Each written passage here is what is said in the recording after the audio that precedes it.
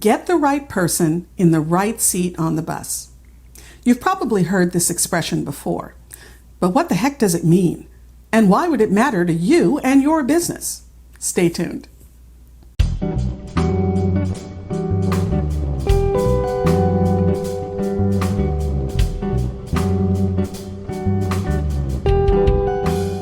Hi entrepreneurs, I'm Vicky Brown, and you're in the right place if you want to engage your team, boost your business, and grow your leadership muscle. So, right person, right seat. It's an expression that was made famous by Jim Collins in his book Good to Great, and the book focuses on why some companies move on to become great companies, and some just don't. Now, you might be thinking, I'm not some multinational corporation. I don't think this type of theory would even apply to me. Well, it does, for the simple reason that no matter how large or small your business, and no matter what stage your business is in, having the wrong talent, or even the right talent, trying to do the wrong thing is stressful. It's stressful for you and for the rest of your team. And it limits your forward progress, and it'll cause you to miss valuable opportunities. It just takes a lot of time and energy to deal with bad or wrong performance. Today, we're going to talk about 3 pillars to focus on when you're trying to figure out who will best go where. So first up, Hirewell. Now, I know that sounds like common advice, but it's common for a reason. You have to get the right people on your team, but to do that, you need to know what you need. In an earlier episode, I'll put a link in the description, I talked about how to craft a description of the job duties and responsibilities.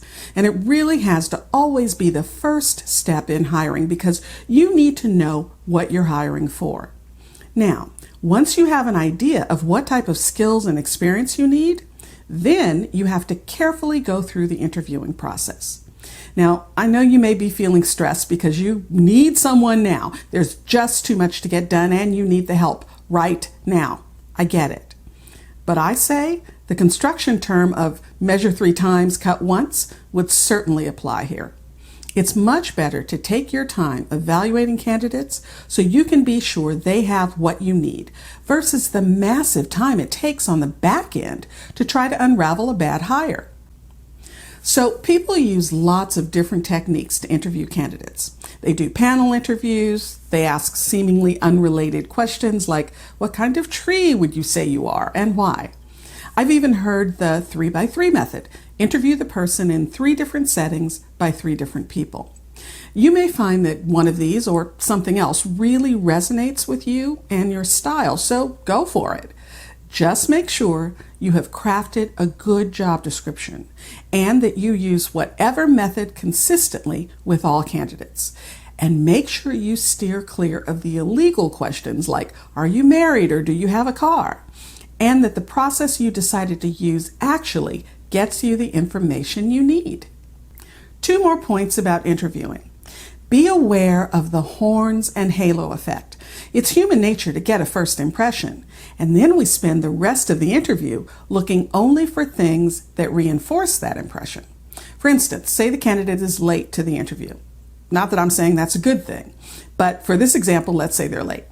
And for the rest of the meeting, you may find yourself focusing only on the things that seem to reinforce that he's uncommitted or doesn't pay attention to details. That's the horns and halo effect, and it works in both directions, with both a good first impression and a bad one. But you want to remain able to really hear everything so you can make an intelligent, unclouded decision. So leave that first impression at the door. The other thing is you're going to have to prepare for the interview. I know, I'm sorry, but there is just no way around it. To make the most of the meeting and get the information you need, you can't just wing it. I'm a professional and I can't just wing it. You have to prepare. Look at their resume and cover letter or application video or whatever. Look carefully at the job description, note where they're aligned and where they aren't. Focus your questions on additional information that you feel you need and those areas that don't seem to quite fit. The next pillar is know what the seats are so you know how to fill them. Sure, you've developed a job description, but where does that job fit with the rest of the business? How is the position related to other team members and their manager? All this to say you need to have an org chart, something that shows you how one job relates to another, how, if, and where responsibilities might overlap, and what the reporting relationships are. Do you have a lot of people doing the same thing in the company, or will this position be one of a kind? If it's one of a kind, you may need to look for someone who deals well with autonomy and is self-driven. Another great tool is the future org chart. That's an org chart based on what you think the company will look like in 3 to 5 years. So something like a future org chart can be really helpful in showing you what a growth path for the position might look like. Are you hiring for a marketing coordinator now, but in 3 to 5 years, you think that you're really going to need a marketing director? Can the coordinator position grow into the director position? And if so, how? What is the path? What is the process? What additional skills will they need? What experiences will help them grow? How can you make sure that those experiences happen for them? You see, it all goes in the soup of getting the right person sitting in the right seat. And here's a little pro tip. When you're hiring, be sure to get some utility players as well as specialists, because utility players can wear more than one hat and wear them well. They're critical to businesses that are constantly evolving and growing. The third pillar is to make sure you get the wrong people off the bus completely. It doesn't do you, the business, or them any good to leave them hanging. Unfortunately, a critical skill all business leaders must have is the ability to have the difficult conversation. So first identify where there's a problem. Then figure out how you can solve the problem. Does the person need more training? Closer supervision? Are they in the wrong seat? How can you fix it? Can you try them in another job to see if there's a fit? Get them more training. Have their manager give them more personal support. Remember, the first choice is to always find a way to successfully retain talent. Now you'll note that I said successfully. What I do not mean is keep someone at all costs or let them do a marginal job. But if you can figure out a way to truly turn the situation around, that's always the first choice.